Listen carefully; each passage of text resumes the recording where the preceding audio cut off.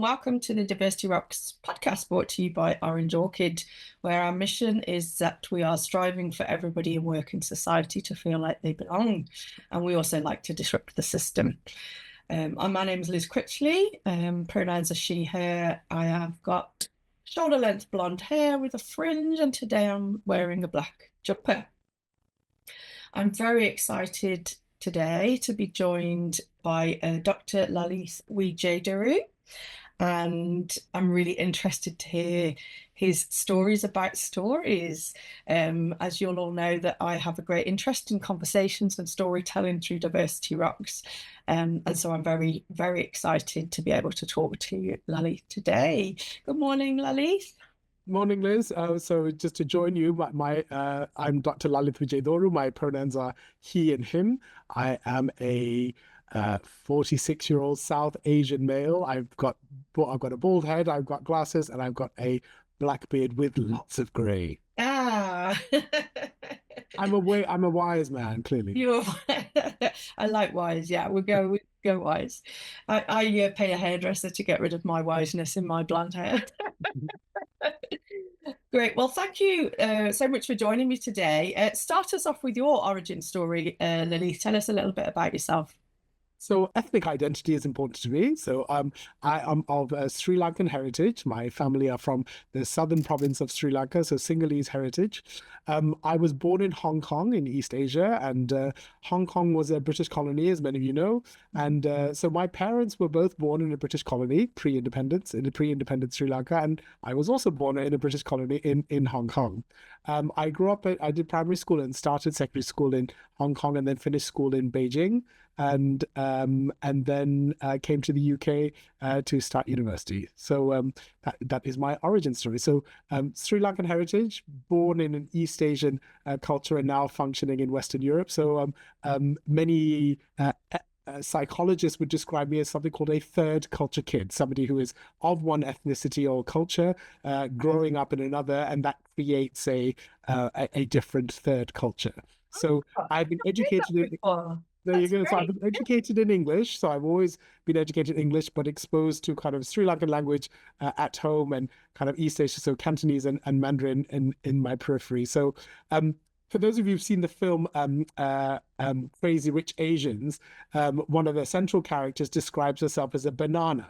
Yellow on the outside, white on the inside. And so I am a cross between a potato, brown on the outside, yellow on the inside, or but the longer I spend in Western Europe, is it a coconut, brown on the outside, white on the inside? But whatever it is, I'm brown on the outside with a mixture of yellow and white. Okay.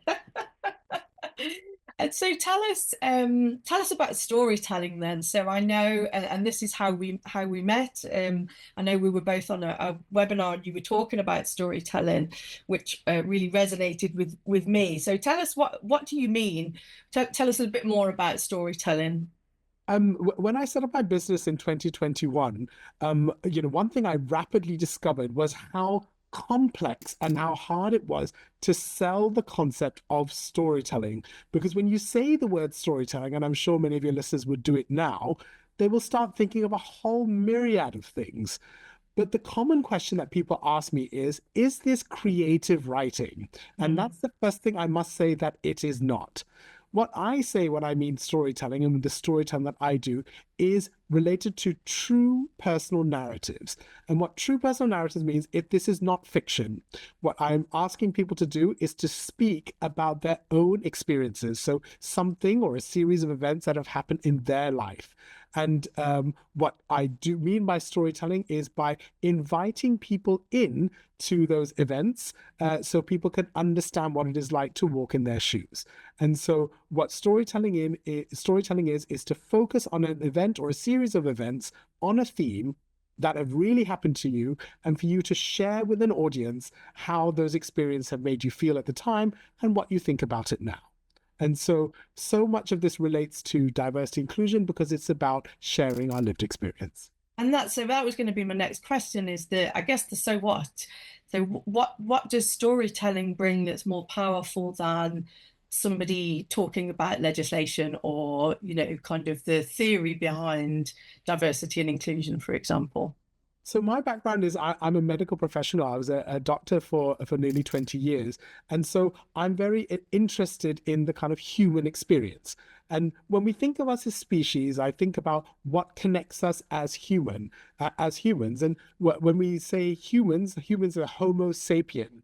And Yeah, Homo sapien, the word sapien is kind of relates to kind of the wisdom. And I talked about wisdom and gray in my beard, but the difference, what differentiates us from our primate cousins is that we have abstract thinking and abstract language, and we have a different way of thinking and communicating. So I think that's what connects us as humans, is our thoughts, our emotions. And so why is storytelling important is because how do we connect as humans is if we connect to each other's emotions, and if we share a lived experience. Not only do we share what happened to us, it's how we felt about it. That's when you start building connection. And yeah, so much of our lived experiences can relate to vulnerability. And when we share our vulnerability, that is also an act of trust. And so, how do we build connection and how we build trust? How do we develop empathy? We have to listen to each other, and we have to acknowledge the experiences that each other have gone through. So, I firmly believe that crafting and sharing stories is a way to create human connection. that's really interesting. And I've read a lot in leadership um, advice and leadership material about being a vulnerable leader. If I kind of think about when I first started work, the bosses or the managers of the company had to be very, I've got everything together and I'm in charge and I know what I'm doing. And I think the thinking has shifted a little bit over time in terms of creating that connection with people and sharing some of that vulnerability. And I guess creating a psychologically safe place that people feel they can share and tell their stories. Have you found that through the work that you've done? Absolutely. So my role in terms of my business, my roles are multiple. The Mm, first thing is that I do, so I would call myself a facilitator. So I very much want to facilitate spaces, as you described, a psychologically safe, reflective space with boundaries where people can share these stories. So one of my roles is actually to help people craft the story. And mm, that's almost like a coaching relationship. I ask questions, we probe, we reflect. And sometimes when we think about the stories or the narratives that we tell ourselves, sometimes we tell ourselves the same old story, or we give that kind of broken record. And we've never really shared something, that's very personal to us. But when you share it in front of somebody like me, who's kind of external, non-judgmental, I just hold a mirror up to you, and suddenly you start to see your story in a very different light. And then you start to think, oh, well, maybe it's this, or maybe I feel about this now. And so that process in itself is very, very cathartic. But then, as I said, creating the space where those stories are shared is also very, very important, so that people can then resonate with those stories and perhaps share it themselves. And yeah, to talk about what I do with organizations, as you quite rightly say, a new generation of workforce, the new Gen Zs and the Gen Alphas that will follow them, they are looking for leaders who are authentic. And yeah. part of being authentic is being able to show how human you are. And of course, as humans, we are not infallible. We do have vulnerabilities. And so what I find is with the more organizations that I work with, the feedback that is gradually increasing in intensity comes from a younger generation who acknowledge, value, and respect their leaders who can show their human side. And what would you say so if I was asked to think back on my life and come up with a story, a lot of us, I guess, would think, well, my life has been very uneventful, or I'm not sure there's anything interesting that anybody would want. You must get that a lot. How do you tease out the interesting bits from people? You are absolutely right, Liz. When I'm approached or encouraged to work with people, things like that, the common thing that people say is, "I don't have a story to tell. My life is boring. Nobody will be interested, etc., Mhm. etc." And you're absolutely right, because many people do feel that. My attitude is the opposite. Everybody has a story, and even though you have lived that story, it may be dull or boring to you because you've lived it. Mm, But to somebody else who has not lived that experience, it could be entirely fascinating and intriguing. And mm, so I would say to anybody, it may be boring to you, it may seem irrelevant to you, but to somebody else, it could be a real gem. Yeah, that's great. And how do you work with organizations then? Is it one-on-one with an individual leader that's telling a story? Is it in a group? Tell us a bit more about your process.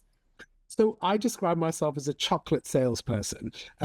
However you like your chocolate, I can provide it. So chocolate can come as fudge, ice cream, sprinkles, cake, lots of different ways. And so that's what storytelling is like chocolate. So depending on the organization, I use chocolate and spread my chocolate stories in however the organization wants. And so I don't normally have like a set thing that I do for each organization. Every organization is different, but at the core of what I do is stories.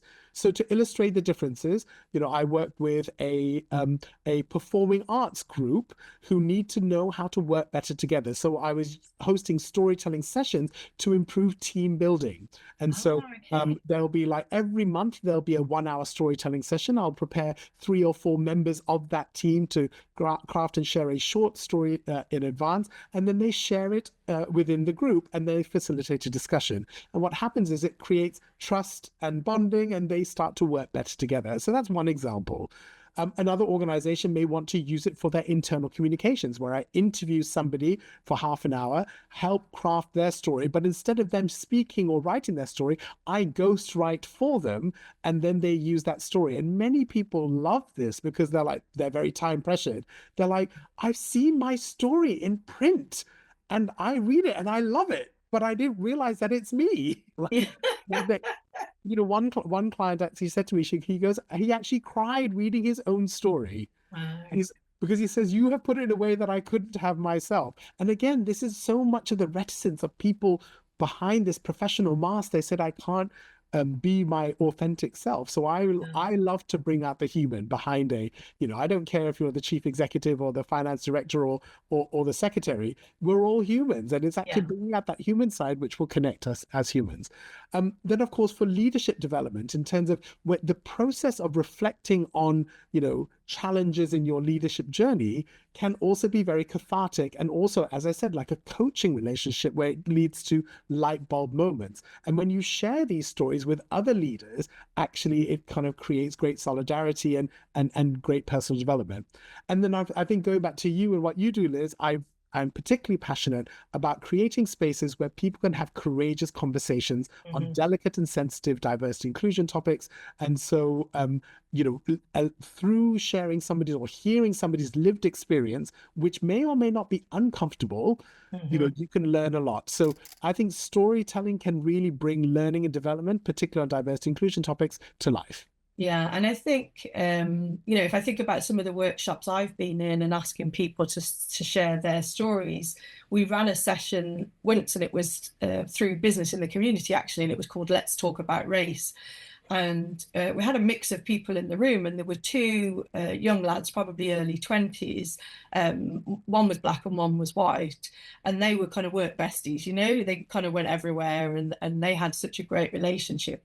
And we were sharing stories, and the young black lad said, in passing, as part of a conversation, "Oh yeah, I get stopped most weeks when I'm out in the car with my friends." And everyone kind of went, "Well, what for?" Well, yeah, I just get stopped. The police might pull me over and ask for ID or ask me where I'm going.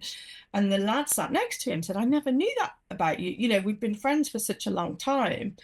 Why have you never said that before?" And he said, "Well, it's just part of my life." Like to him, it's just how he's Normal. been brought up. Really. And, we hear a lot from those sessions in particular about Black parents talking to their kids about how they might be perceived or treated differently, and if I think of it coming from a white perspective, that's not something I've ever even thought about, having to have a discussion with my son about, you might hear this or these words, or and so it was interesting just from the two perspectives of two friends that had been worked together for a long time, and he just didn't think it was anything different that was worth talking about, and yet the rest of the room were really shocked to hear that.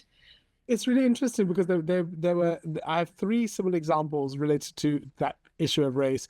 The first was I was with my friend who is somebody who works in media, a gentleman in his 60s, white, silver hair.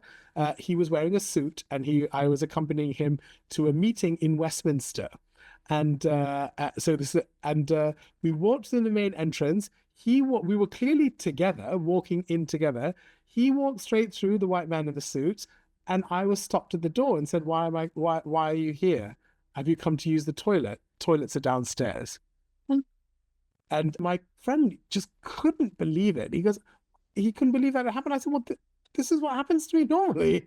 Like, the other thing is that, like when I was working in the health service, doing Black Lives Matter, a Trinidadian nurse shared a very powerful story of racial discrimination, how she was in terms of promotion and job progress. And a white male nurse at the end of the story came up to me, because I was a facilitator, and said, that didn't happen. I said, what do you mean? He said, that couldn't have happened in this hospital. I refuse to believe that happened. She must be exaggerating. Yeah, because it's this almost complete disbelief that this happens to other people who work in the same department.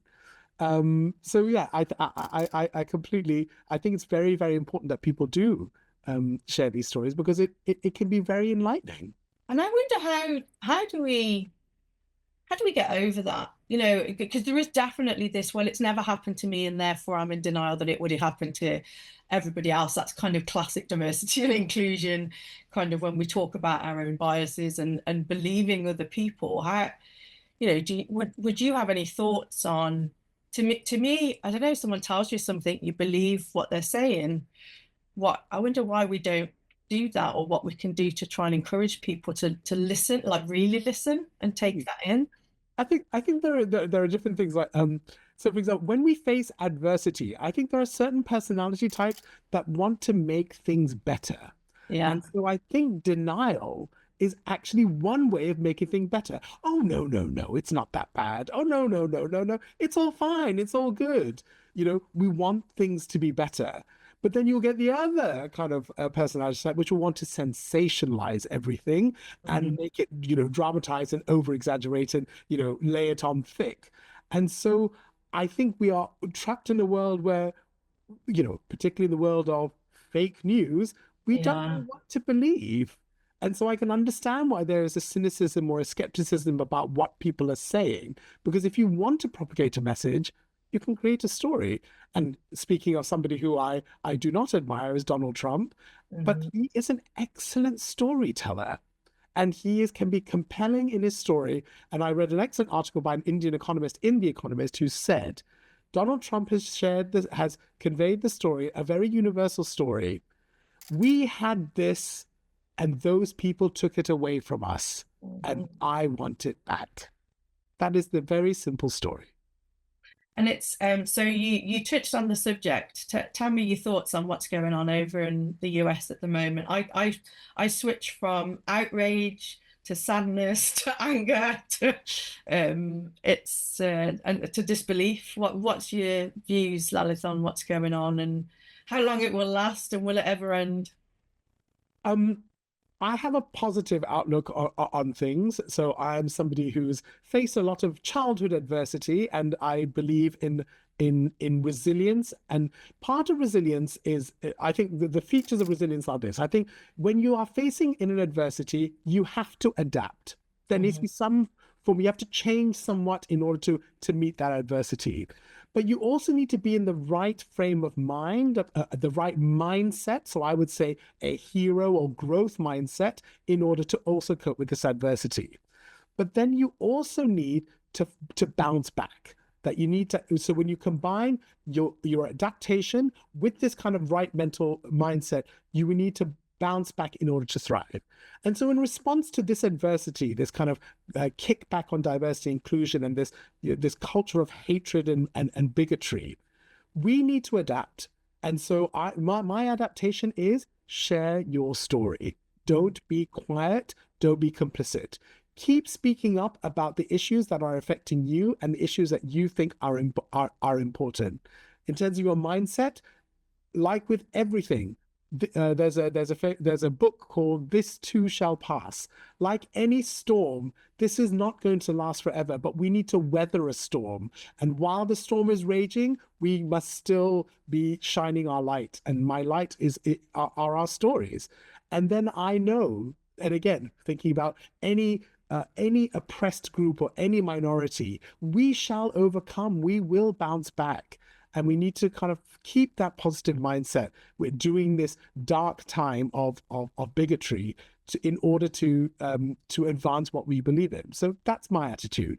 Of course, my political commentary is that organizations who are following the administration in terms of, reversing or going back and being actively exclusive in their recruitment or hiring or workplace culture, I would say do it at your peril, because the new generation of workforce are not going to want this. And you will start self-selecting and creating a almost apartheid group of organizations. And we know that diversity is good for business. Diversity of opinion, diversity of skill, diversity of, all forms of diversity is good for business, creativity, and innovation.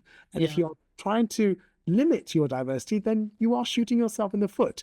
And I hope that organizations, some like Accenture has been in the press about one who is towing the party line, but there'll be others who'll be like, well, actually, no, we don't tow the party line. We think this is important, more important than ever. So I will want to align myself with organizations that want to celebrate diversity, to open conversations about diversity, and to weather this storm. Excellent point. I completely agree, and I'm trying to absorb some of your positivity to alleviate my hatred that's going on at the moment. I think what's interesting, so I've spoken to a few people who work for big corporates, that the American owners are aligning with Trump and aligning with the kind of anti-D&I conversation. And yet there's UK-based teams and so same company, but the UK arm of it. And I know diversity and inclusion consultants that work within them that have worked so hard to, kind of support different UK-based events or look at recruitment and look at inclusion initiatives. And they are in a very difficult position right now in terms of what they've built, because of course these businesses are very often subsidiaries, aren't they? They have their own CEO here in the UK, and yet the corporate owner organization are changing their approach over in the States. Be interesting to see, how does the UK CEO react to that? Do they push back internally to say, that might be working for you in the States, but we're not prepared to do that here? I have a few US clients and working with their workplace culture teams, and I understand that they are also, feeling this. And I think also the sentiment of people who are working in this space is that it almost feels that, is my work irrelevant? Have we been living in a lie? There is almost a bereavement or insult into all I've been working for means nothing. And what is my relevance in the future? And as I said, I think it's important that if you are in that position to think this too shall pass. Yeah. We cannot roll over and die. We have to survive and thrive. But in order to do that, we have to adapt. And for me, my adaptation is be more vocal. Yeah. Share more stories. And I think check in on people as well, kind of back to your point about sharing individual stories. I think it's easy sometimes, and I've seen quite a few articles about the reference to DE&I, it's like, actually, let's say those words out loud. Let's not use the acronym. Are we saying that we don't want diversity? Are we saying we don't want inclusion? Are we saying, because it's very easy, isn't it, once you've got an acronym to say, oh, well, that's not relevant to us. And I think just thinking about that one human being that's in that underrepresented group or that minority group and hearing their story and probably how scared they are right now, particularly if they're over in the States. I know particularly the trans community, I'm seeing a lot on social media, just worrying about, well, what's the impact for me walking down the street, let alone kind of in the workplace and from an inclusion perspective. So I think the word I want to say is empower. Yeah. Is that we need to empower people not to be quiet, but to share their story. I'm not saying we're going on the streets and launching firebombs at the Trump administration. What I'm saying is, truth to power. So Mahatma Gandhi, towards the end of the British Empire, he had a movement of non-violence. This is this satyagraha. Satya is this kind of like, this kind of strength, and it was through non-violence. It was through sharing the stories and standing up for what they believe in, And so I think this is it's speaking truth to power. That's what we need to do. And our stories are our truth. And that's our power. And how would we what would your advice be? I mean, clearly lots of people will now want to work with you, I'm sure, on the back of this, because your energy and enthusiasm is really contagious. What can we all do to share our stories or to support others? I guess social media comes to mind as the obvious one, but what would your kind of hints and tips be to individuals out there that want to share their story and don't know where to start? Well, I think that the thing is, I would think of a theme, and sometimes a theme can really uh, get you thinking. And so when I help people craft their stories, so for example, when I was working with some leaders, their theme was empathy. And, when we think, what do you think? What are the words that you associate with empathy? And they said, listening, different perspectives, uh, understanding, compassion. All of these things kind of started to blend. And then you just kind of think, well, when in my life have these been important? And of course, think of it of both ends of the spectrum. So, for example, listening. When have you felt listened to, or when have you not felt listened to? Or when did you listen to somebody else, or when did you not listen to somebody else? When you start thinking about that, some potential story themes will start emerging. Yeah. Oh, that's really interesting. So tell us what you've got coming up next, exciting, Lalith. What have you got on the horizon?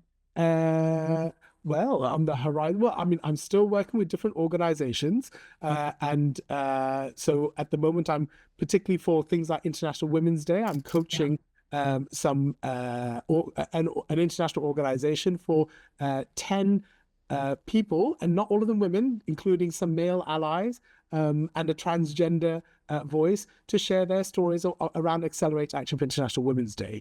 And there, I feel very passionate in that, people are always looking for sanitary stories. I want really powerful, deeply emotional stories. And so there have been some really significant stories about very significant adversities, but also laced with some amazingly funny, joyful stories. So I think it's important to acknowledge that we have a whole kaleidoscope of emotions that we need to celebrate in our stories. I'm doing some pitches to UK mainstream media, including the BBC, related to stories, and in particular around stories of the medical workforce and the type of impacts that certain events can have on the medical workforce. So that is exciting as well. Yeah, so I'm doing a lot of leadership development. So very interested in kind of creating bespoke things on helping leaders share their authentic stories. So as I said, my chocolate knows no end, and I will always find ways to use stories in different organizations. But of course, the thing that is also very satisfying for me is working with individual clients, like people who are reaching a milestone or reaching a career transition, or having a life transition by being divorced or separated or something like that, or children leaving the nest. And, using stories to reflect back on their life to kind of figure out or make sense of what they should do in the future. And often the biggest light bulb moments come from people that I work with over a longer period of time. Because most of the time when I work with organizations, I work with a client on a single story, and that's the last time I see them. And so, but to be able to work with somebody, say, on a trilogy of stories, for example, you kind of really start connecting the dots. And so I really enjoy that. And I think that's fascinating. I know if I kind of think back in my kind of recent career history, I got kicked around 2 years of health going through menopause. My son hasn't left home, but he's 22 now, so he's off doing his own thing. And I talk to other people my age going through similar things, and there is that element of who am I as an individual? And like you say, just thinking about your life in those blocks of, I've gone from mother, albeit working mother, very busy working mother, career person, very ambitious, to not knowing where I'm going one day to the next, or what emotion I'm going to wake up with in the morning. So yeah, that's really interesting to think about that longer term storytelling and actually taking those pieces, because there will be people, won't there, listening that resonate with I'm at this bit at the moment, and actually it's nice to know that this is how somebody else coped when that bit comes along, or what support they need. So again, like I think for somebody like you, I think it's I can imagine So if we just take the theme of that, you have a child, they're of a certain age where they could leave home, they're on the brink of leaving home, and so you've got this kind of trepidation slash anxiety of the impending empty nest. Mm-hmm. And so if you crafted a story about the time when you left home, Yeah. looking back at things like that, because you'll be empathizing with what your child might be going through. Mm-hmm. And that might then start to get you thinking, what did my parents say to me, or what did they think of that? Is there so that again, I think that can be a very enlightening thing to do. Think about think of a story about when you left home for the first time and how you felt and how you think, or what your interaction with your parents was like. Because that might help advise you what you're doing now. Oh, that's a great hints and tips there. There you go. So we're coming to the end of our discussion now, and I always end with, so I mentioned at the start, part of my mission here at Orange Orchid is to disrupt the system. I think we spend too long teaching individuals how to change themselves to fit into the system, and not enough time talking about actually we need to disrupt or change the system to embrace and include everybody. And I wonder whether you've got any big thoughts or small steps in terms of what we can do, advice for people on how to disrupt the system. I think what you talked about is about the sense of belonging. And I'm going to have to borrow from Brene Brown here, because she talks about, belonging is not about you changing yourself to fit in. That's not a sense of belonging. Belonging is people, an organization accepting you for who you truly are. And so what I would say is my tips to disrupt is to own your identity, to celebrate your identity, to be unashamed of your identity, whether it is your neurodivergence, a physical disability, an ethnicity, a sexuality, or gender, or an age. Whatever it is, that complex myriad of things that make up our identity, own them. And the way to own them and to be unashamed is to share your story. And it's actually, and I think what we need to do, I got to say, you use the word disrupt. I'm going to say the most disruptive word is dialogue. And so if we can use stories to create dialogue, it can be a scandalous thing to do, because in certain political systems, dialogue is almost not, it's frowned upon, because what people like is people like broadcast. I'm going to tell you what you should think, and this is what I believe. Whereas I want to say, yes, we need a two-way broadcast, because a two-way broadcast can then lead to dialogue. So the most disruptive thing that we can do is to talk to each other, listen to each other, and speak to each other. Amazing. Thank you so much. Thanks so much for your time today, Lalith. I will follow your progress with interest and hope to see you on the BBC soon. The media outlets are available. But thanks so much for your time today. It's been wonderful speaking to you. Thank you so much, Liz.